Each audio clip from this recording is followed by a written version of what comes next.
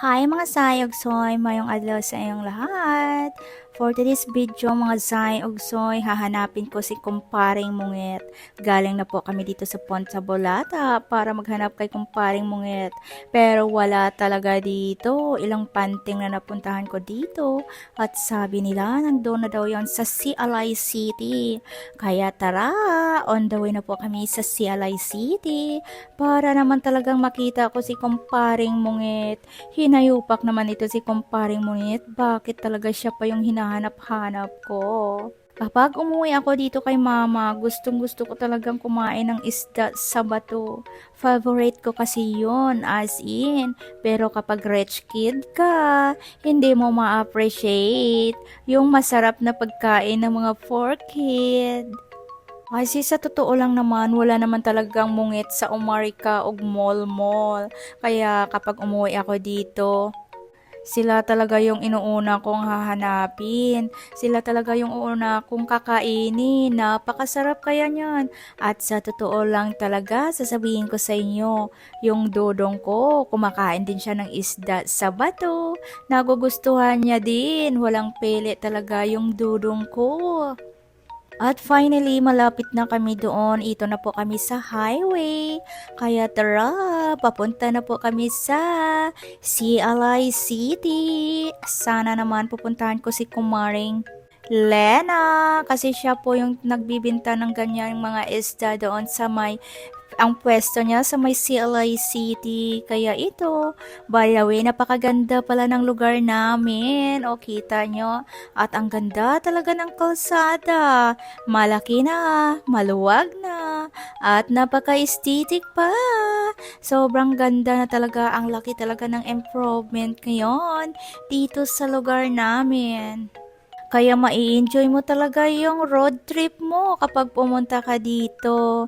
At syempre, medyo may kalayuan pa naman yung CLI City. Kaya ito, sakay lang kami ng single na motor para mas mabilis. At may bit-bit na talaga ako ng balde para panigurado talaga. Nakamalan pa talaga ako tuloy nito na magbibenta ng isdang barongoy. Sa totoo lang, marami namang isdang barongoy dun sa amin, pero nagsawa na talaga akong kumain ng isda na barongoy at marami ding aloy-aloy na makaluluoy. Pero hinahanap-hanap ko talaga si kumparing Mungit. Kaya 7 panting na talaga yung nadaanan ko. Wala talaga, sabi nila pupunta daw ako sa Cartagena. Baka nandun. Kaya on the way na po kami sa Cartagena para hanapin talaga si kumparing Mungit. Hinayopak na ginhawa talaga ito. Bakit pa talaga si kumparing Mungit yung hinahanap ko? And nandito na kami. Sa wakas nakita ko na yung kumparing Mungit. Oh, hello, shout out kay Kumari Bagulan, kay kumparing Pagi, kay kumparing Solid, at hito na yung hinahanap ko, si kumparing Mungit.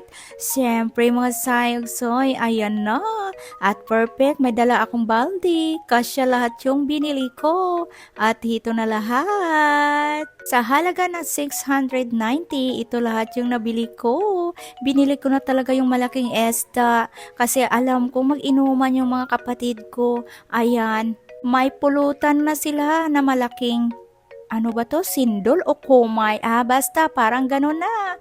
At pagkatapos nito ay mag-drop by naman kami dito kay Mama Garci para bumili ng ice cream.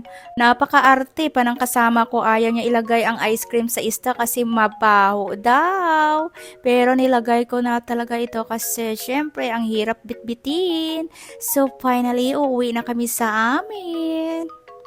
Mission accomplished na kasi nakita ko si kumparing Mungit at excited na talaga ako nito sa wawan. Shout at pala sa lahat na nagtrabaho dito sa may kalsada. So ayan mga sayok, so pabalik na kami sa aming bahay.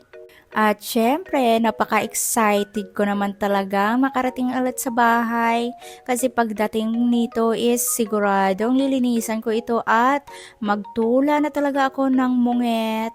Pagdating nyo dito sa Thank You City, paliko lang kayo. On the way na po tayo sa Drinking Chicken City. O, tingnan nyo. Napakaganda talaga yung daan dito. Sobra as in. Espalto na talaga yung daan dito sa amin, hinayupak. Pinagraduate muna kami ng high school, saka ito na espalto dito. Dati, sobrang rough road nito, as in. At galaputsak pa talaga kapag umuulan. Pero ngayon, estetik na po yung daan namin. Napakaganda.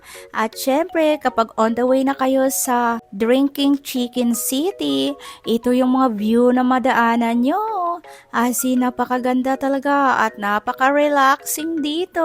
Ayan, ganyan yung mga view dito papunta sa Drinking Chicken City. Diba? Napakaganda. Ah.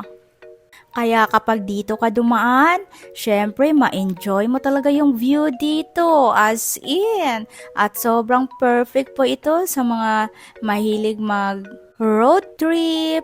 Kaya dumaan din kayo dito sa Drinking Chicken City para naman makita nyo yung view ng lugar namin. At napakaganda. At syempre, espalto na talaga dito. At finally, welcome to Drinking Chicken City sa lugar na maraming manok.